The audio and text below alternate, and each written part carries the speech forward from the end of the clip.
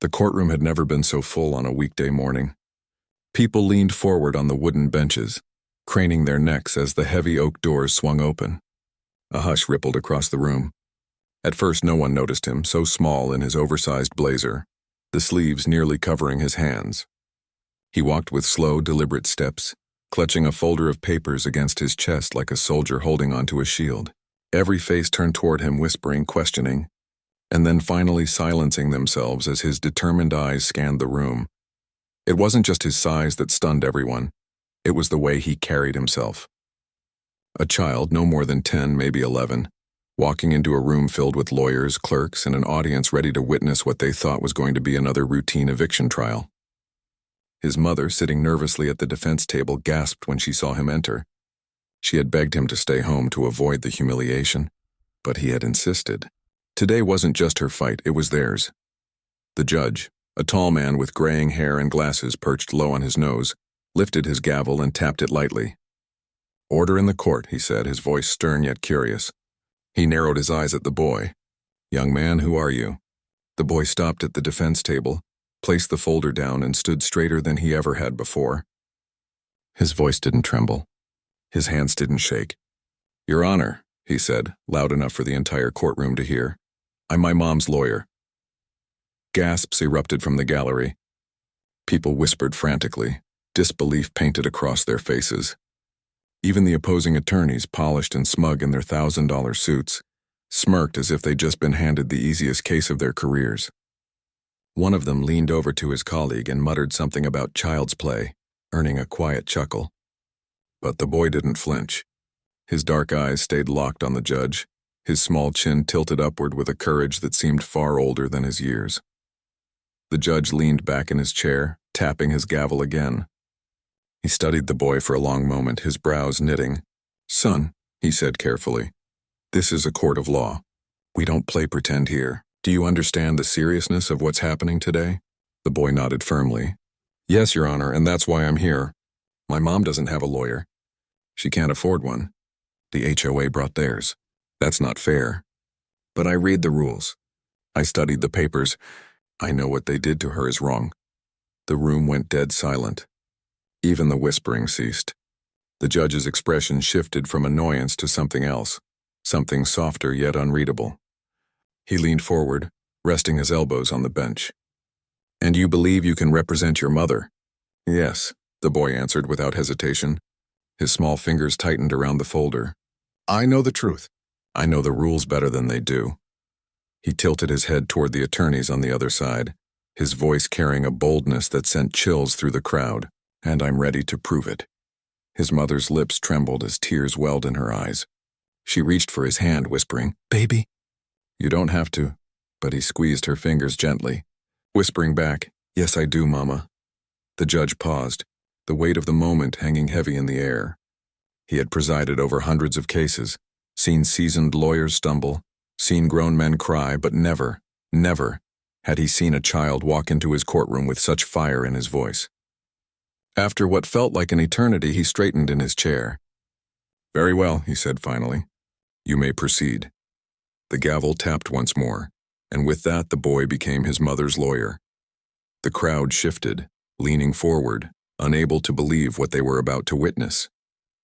Reporters who had slipped in the back to cover another predictable HOA case sat up straighter, notebooks ready, sensing a story far bigger than what they'd come for. Even the bailiff tilted his head, curiosity breaking through his stoic exterior. The boy pulled out the first page from his folder, his hands steady. His voice carried strong and clear as he began. "Your Honor, they say my mom broke the contract because of her garden and her chickens. They want to take her home away. But I read the rules. I found the truth." The smug attorneys laughed under their breath. One even shook his head, muttering, "This is absurd." But the boy ignored them, every word from his lips echoing with conviction. He didn't sound like a child anymore. He sounded like someone who had carried the weight of injustice too long and decided today was the day to push back. His mother sat in stunned silence, hands clasped tightly, tears rolling freely now. She had worked 2 jobs just to keep a roof over their heads. The HOA fines had stacked higher than her paycheck, and when the threats of eviction came, she had almost given up hope. But her son, her little boy, had refused to accept defeat. He had spent nights at the public library, flipping through books thicker than his arms, writing notes until his hands cramped. He had asked questions, read articles, watched hearings online. He had prepared, and now here he was, standing in front of the world, fighting for the only home they had. The judge watched closely, his fingers steepled beneath his chin as the boy laid out his first argument. It wasn't polished, it wasn't wrapped in the flowery language of trained attorneys, but it was honest, raw, and frighteningly accurate.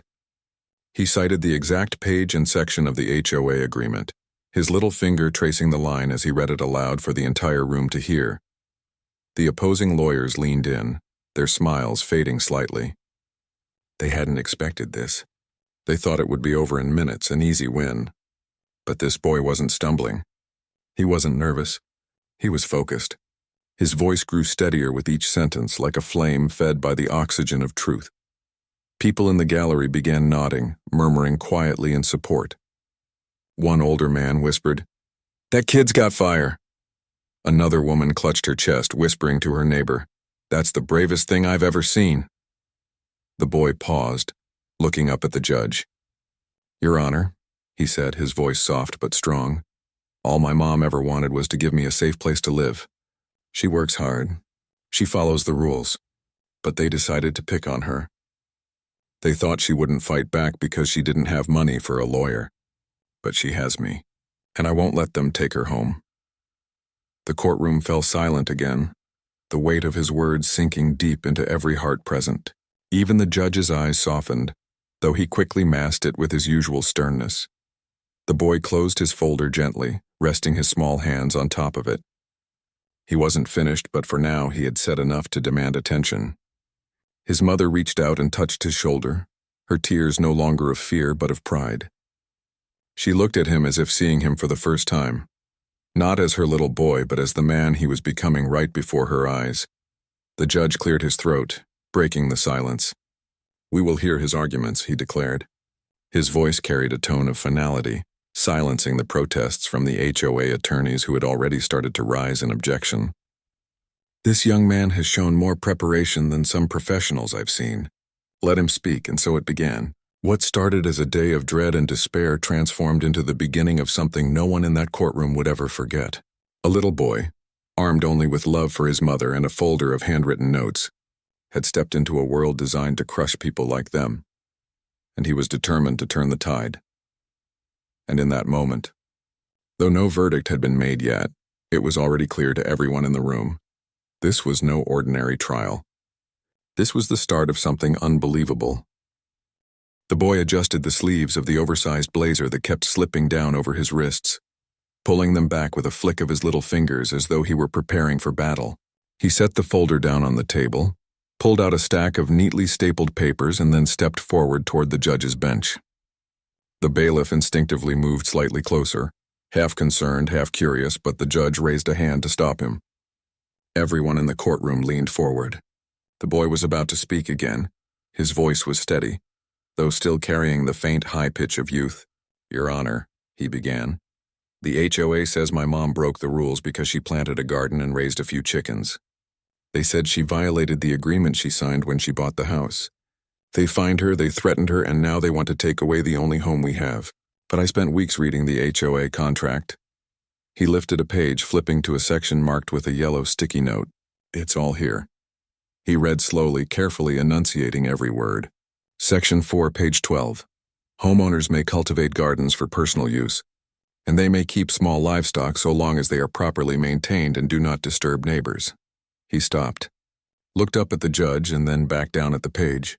"My mom's garden is small. The chickens are quiet. She even gave eggs to the neighbors. None of them ever complained." The crowd in the gallery murmured with surprise. The HOA lawyers shifted uncomfortably. One, a tall man with slicked-back hair, stood abruptly. "Objection, Your Honor. He's reading out of context. He has no legal standing." But before he could finish, the boy raised his hand, his small frame radiating a confidence far beyond his years. "That's not true. I highlighted everything.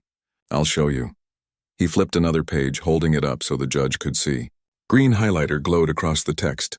Right here it says that rules must be enforced equally, without discrimination or favoritism, but my mom is the only one they targeted. The judge leaned forward, motioning for the bailiff to take the page. The bailiff carried it up, and the judge examined the highlighted clause. His eyebrows lifted slightly, though he kept his face mostly neutral. The boy pressed on, sensing his moment. I took pictures of other houses in our neighborhood, he said, pulling out a manila envelope. He handed it to the clerk, who passed it to the judge.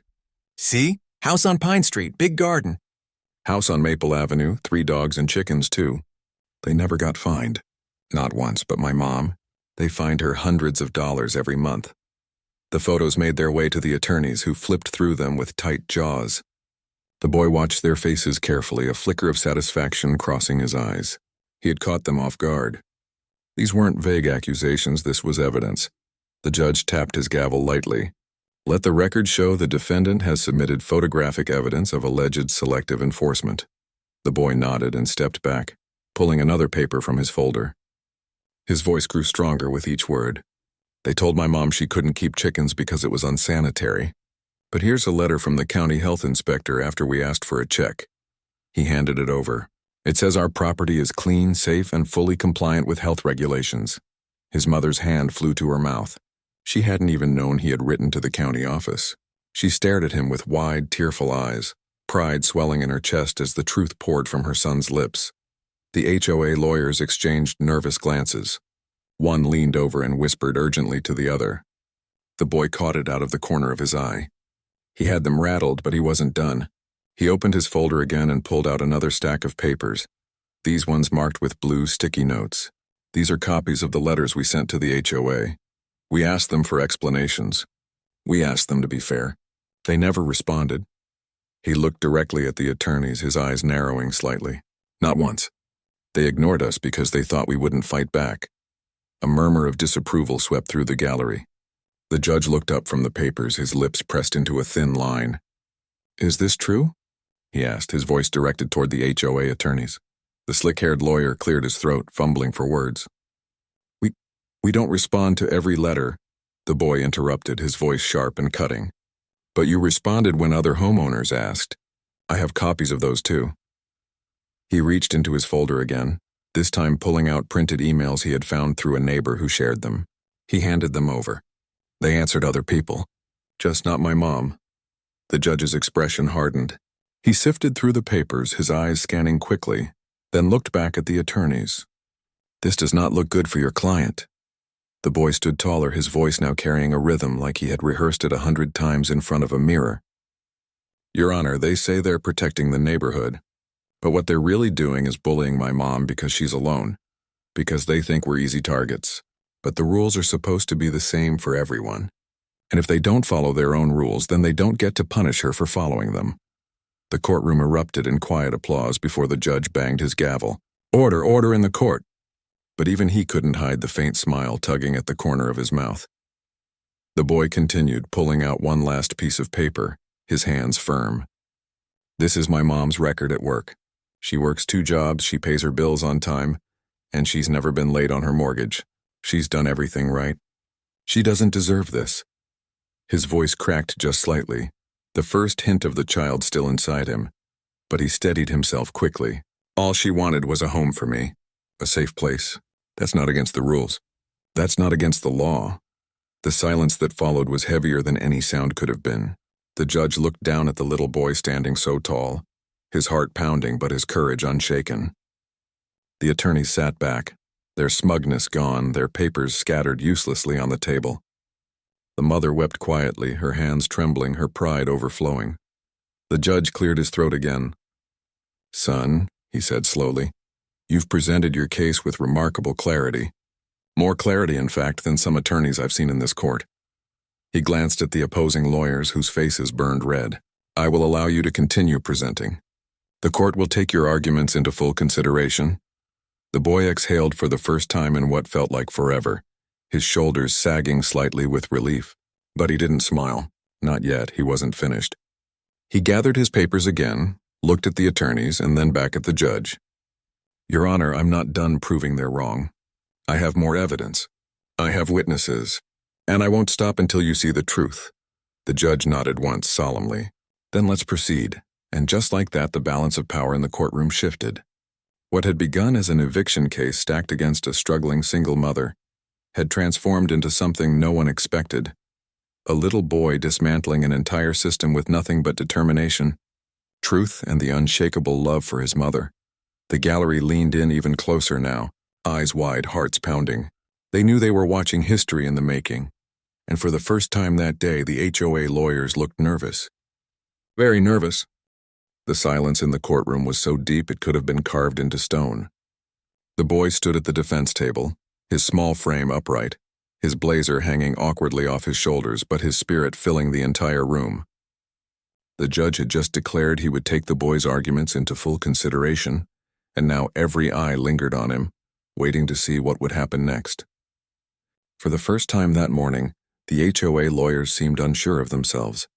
Their carefully rehearsed points had been dismantled by a child who wasn't supposed to even understand the contract they waved like a weapon. The balance of power had shifted and everyone could feel it. The boy lifted the final paper from his folder. His fingers brushed against its edges as though it were a sacred relic, the last arrow in his quiver. He looked at the judge, his eyes unwavering. "Your Honor, this is the last thing I want to show you." He paused, his voice softening. "This is a letter I wrote. Not a legal thing. Just the truth. I wanted you to hear it." The judge tilted his head, curious. "Go on." The boy unfolded the page. His voice wavered for the first time that day, not from fear, but from the weight of his own emotions. "Dear Judge, my mom is my hero. She works hard every day so I can have food, shoes, and books. She never complains. She always tells me to be kind, to work hard, and to believe in myself. She planted her garden because she wanted me to eat healthy. She got chickens because she said eggs are good for me. She never meant to break rules. She just wanted to give me a better life. But the HOA made her feel like a criminal.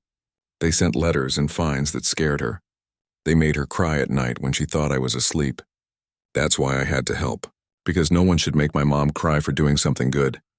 His voice cracked, the words falling heavy into the silence. The boy lowered the paper, blinking rapidly to keep tears from spilling. His mother's sob broke the quiet, her face buried in her hands as her shoulders shook. People in the gallery sniffled quietly, wiping their own eyes. Even the bailiff, stoic as stone for decades of service, shifted uncomfortably, his jaw tightening against emotion. The boy swallowed hard and lifted his chin. "Your Honor, I'm just a kid, but I know what's right and wrong. And what they did to my mom was wrong. Please, don't let them take our home." The judge sat completely still. His eyes, sharp and disciplined, betrayed the faintest glimmer of something softer. He removed his glasses, rubbed the bridge of his nose, and then leaned forward. "Thank you, son," he said quietly, almost reverently.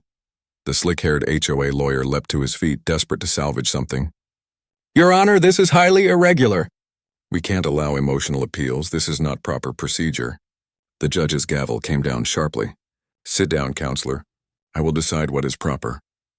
His tone cut through the lawyer's protest like a knife. The man sank back into his seat, defeated. The judge shuffled the papers the boy had submitted, rereading highlighted lines, photographs, letters, and that final note. The courtroom waited in suspended breath. Then, with deliberate slowness, the judge set the stack aside and looked directly at the boy. "Son," he said, his voice steady, "you've done something extraordinary here today. You've presented facts clearly, supported them with evidence, and reminded this court of the humanity behind the laws we uphold. You've shown more courage and preparation than many licensed attorneys. I want you to remember this day for the rest of your life." He lifted the gavel. "The case against your mother is dismissed." The words hung in the air for a heartbeat, then the room erupted. Cheers, gasps, claps. People jumped to their feet despite the judge's gavel pounding for order. The mother let out a sob of relief, throwing her arms around her son and pulling him tightly against her chest. She kissed the top of his head again and again, whispering through tears, "You saved us. You saved us, baby." The boy finally allowed himself a smile, a wide, radiant grin that showed every ounce of joy in his heart. He hugged her back with all his strength. The judge raised his voice above the noise. "Order, order in the court!" Slowly the gallery calmed, but the energy in the room buzzed like electricity. The judge leaned forward again, his eyes on the boy.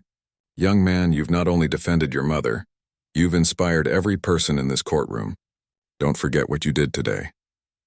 He paused, then added, "And if you ever decide to become a lawyer, I think you'll have a very bright future." The boy nodded, still holding his mother's hand. "Thank you, Your Honor." The trial ended, but the story was just beginning. Outside the courthouse, the steps were swarmed with reporters who had caught wind of the spectacle. Cameras flashed, microphones thrust forward, voices calling out questions. "Young man, how did you prepare? How old are you? What made you do this?" The boy, suddenly shy again, clung to his mother's side. He answered softly but clearly, "I just wanted to help my mom. She's everything to me. She taught me to never give up. So I didn't." The clip aired on local news that night.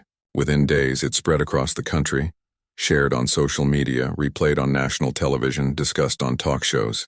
People were moved by the image of a little black boy standing in oversized clothes, holding a folder, outsmarting seasoned lawyers to save his mother's home. Donations poured into a fund set up by community members to help his family. Letters arrived from strangers thanking him for inspiring them, for reminding them of the power of love and determination.